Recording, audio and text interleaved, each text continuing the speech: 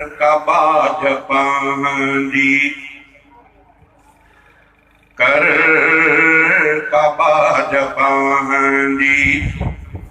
मौला मिठा खुदा हर दर्द मंद दिल के हर दर्द मंद दिल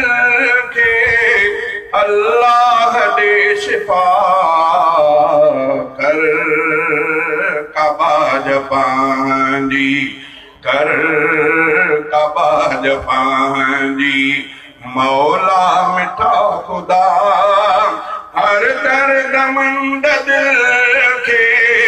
अल्लाह दे शिफा कर कबाज पांदी आला अजीम खुदा तू कादिर करीम खुदा तू तुझे तौहीद निशानी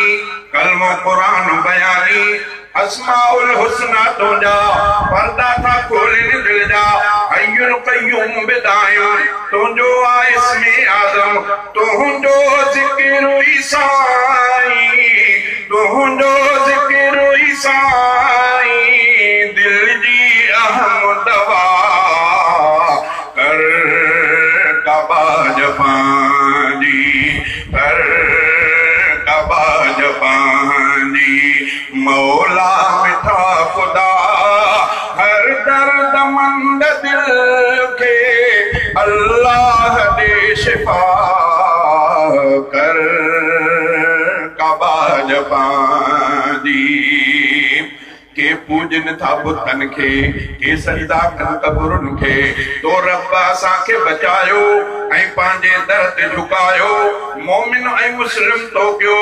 छा थोरो सारियूं ॿियो को कलम कुरान शरीयत आला ईमान अक़ीदत वाह वाह ॾिनई असां खे वाह वाह ॾिनई असां खे महबूब मुस्तफा कर कबाज पांदी मौला मिठा खुदा हर दर्द मंद दिल के अल्लाह दे शिफा कर कबाज पांदी कर कबाज पांदी मौला मिठा खुदा हर दर्द मंद दिल के अल्लाह दे शिफा कर कबाज पांदी कदें त ॿार हुयासीं हाणे थी जवान वयासी ओड़प भी अचणी आहे लठथ में वठणी आहे जीअं रोज़ तो न सिजो भरे ईअं रोज़ उम्र थी गुज़रे ओ वक्त भी अहिड़ो ईंदो जो मौत मथां बीहंदो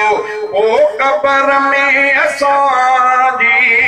पोइ कबर में असांजी पारत थई मिठा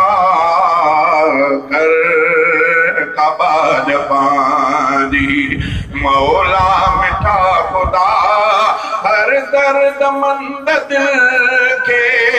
अल्लाह दे शिफा कर कबाज पांदी तुझे था जग में जियूं तुझो था खाऊं पीऊं जेका तो बख्शी इज्जत सारप नखस जाने मत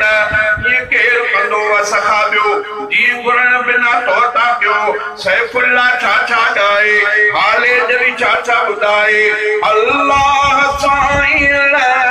खुट अल्लाह साईं खुट एहसान कई अता कर कबाज पांदी मौला मिठा खुदा हर दर्द मंद दिल के अल्लाह दे शिफा कर कबाज पांदी।